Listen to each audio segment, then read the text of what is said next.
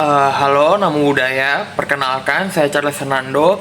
Saya dari kelompok 7, Buddha 3, yang dimana tugas saya dan teman-teman lainnya itu adalah menjelaskan, membahas, serta mempresentasikan mengenai humanisme dalam agama Buddhis. Saya memiliki ketua kelompok yang bernama Sandi Agus Riyadi, serta kelima teman anggota lain saya, yaitu Ricky Wijaya, Wilson Chen, William, Ika Krisina, dan yang terakhir adalah Venus Winson Winata. Saya William dengan NIM 2261201041 akan menjelaskan mengenai latar belakang humanisme. Humanisme artinya manusiawi atau manusia dengan kodrat manusia. Artinya, pendidikan humanisme memiliki nilai yang senada dengan pendidikan demokratis. Dan pendidikan yang manusiawi ini perlu dilakukan kepada siswa agar tumbuh sense of moral judgment dan tanggung jawab sosialnya menjadi lebih besar. Serta nilai-nilai humanis dalam pendidikan dapat tercipta dengan memposisikan seseorang sebagai objek sekaligus aspek pendidikan. Dalam humanisme itu tidak memandang bangsa, daerah, suku, ras, dan lain-lain. Mereka berperilaku dan berusaha membantu siapapun itu manusianya, tidak memandang baik atau jahat, kawan, dan musuh. Karena ini, humanisme dinilai kurang demokratis. Seperti konflik yang baru-baru yang terjadi antara Israel dan Palestina, di mana adanya sebuah perang besar. Tentu adanya sebuah penindasan tiada ujung yang dialami oleh masyarakat Palestina di wilayah yang diduduki oleh Israel. Namun tak sedikit korban jiwa berjatuhan akibat penindasan dan kekerasan dari Israel. Tak hanya itu, di zaman sekarang sering sekali kita mendengar berita tentang kasus pemerkosaan, pembulian, penindasan, dan perampokan di media sosial.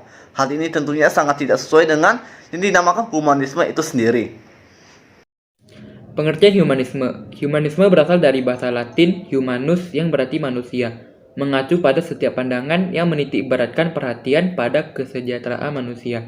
Arti lain humanisme adalah pemikiran filsafat yang mengedepankan nilai dan kedudukan manusia, serta menjadikannya sebagai kriteria dalam segala hal. Di Indonesia, humanisme telah diajarkan lewat Pancasila, tepatnya melalui sila kedua yang berbunyi kemanusiaan yang adil dan beradab. Sila ini mengajarkan masyarakat agar selalu adil dan tidak membedakan latar belakang. Faktor-faktor yang berpengaruh dalam humanisme. Dalam konteks agama Buddha, humanisme merujuk pada pemahaman dan praktik kebijaksanaan manusiawi, empati, dan kasih sayang terhadap semua makhluk hidup yang ada. Nah, ada 4 faktor yang mempengaruhi humanisme dalam Buddhisme. Yang pertama yaitu kasih sayang atau metta. Dalam Buddhisme lebih merujuk kepada cinta kasih tanpa syarat terhadap semua makhluk hidup yang ada.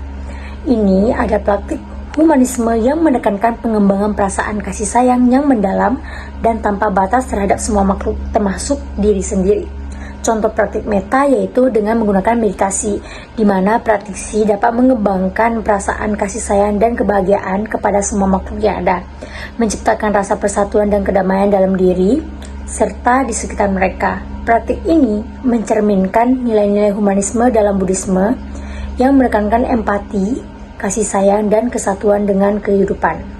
Kedua yaitu empati dan kebijaksanaan dalam Buddhisme. Humanisme menekankan pentingnya empati terhadap penderitaan makhluk hidup serta kebijaksanaan untuk mengatasi penderitaan tersebut.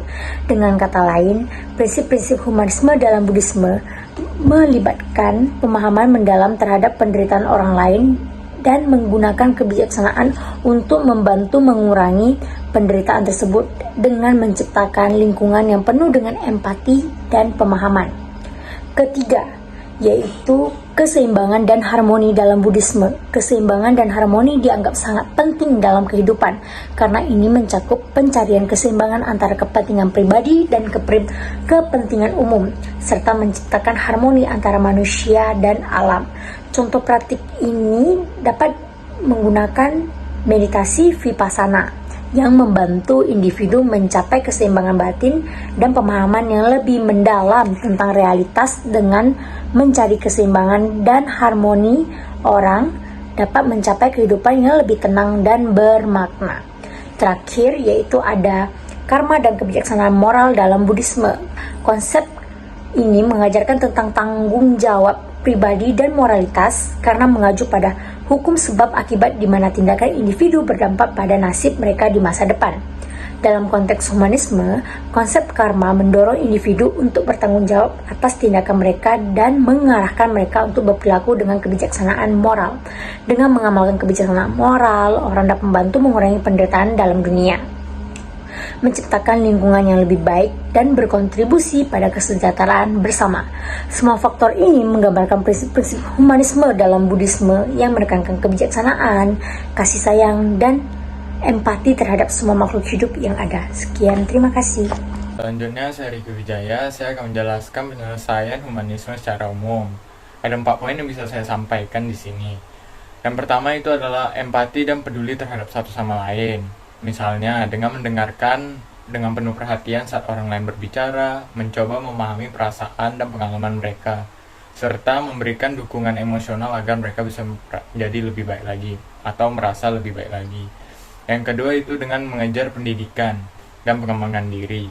Mengejar pendidikan dan pengembangan keterampilan dan memperoleh pengetahuan baru bisa meningkatkan kualitas hidup individu, tetapi juga memungkinkan memberikan kontribusi yang baik dan layak untuk masyarakat. Poin ketiga yaitu dengan melaksanakan pemberdayaan komunitas. Misalnya dengan membantu komunitas yang membutuhkan melalui program sosial, pendidikan, bantuan ekonomi merupakan salah satu bentuk pemberdayaannya. Ini juga mencakup memberdayakan orang-orang dengan memberikan mereka keterampilan dan peluang untuk memperbaiki taraf hidup mereka sehingga menjadi lebih baik lagi.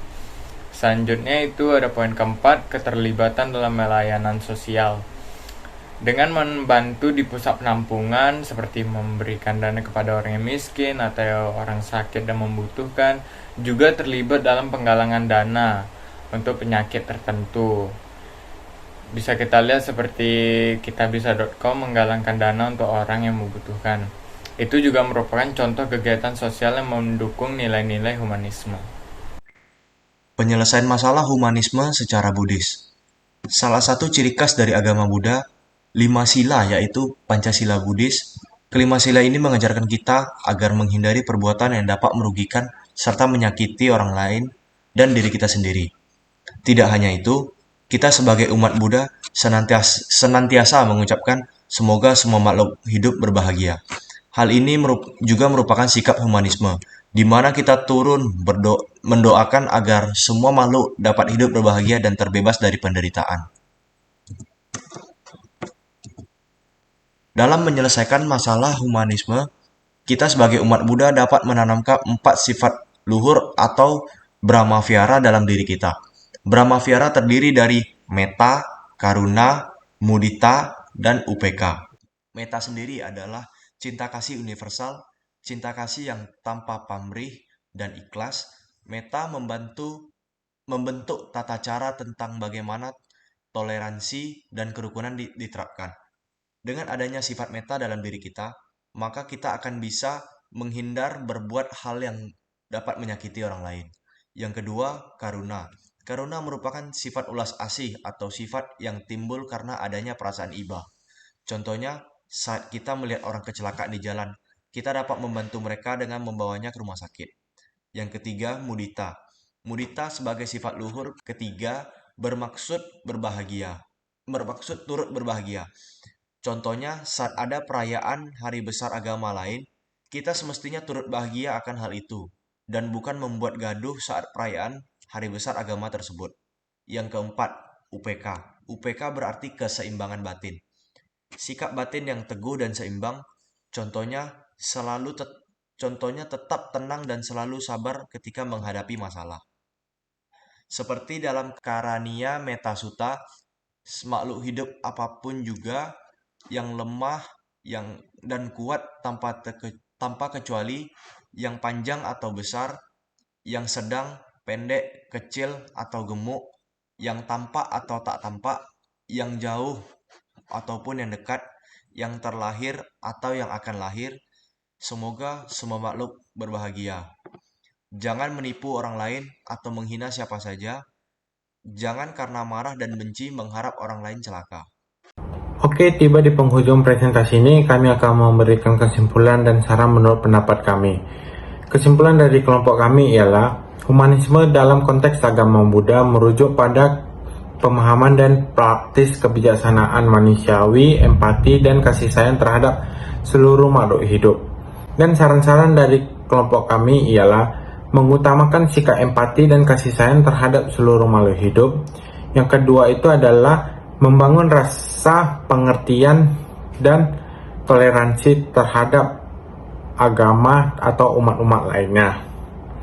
Yang ketiga adalah mengedepankan tindakan yang memberikan manfaat bagi seluruh orang.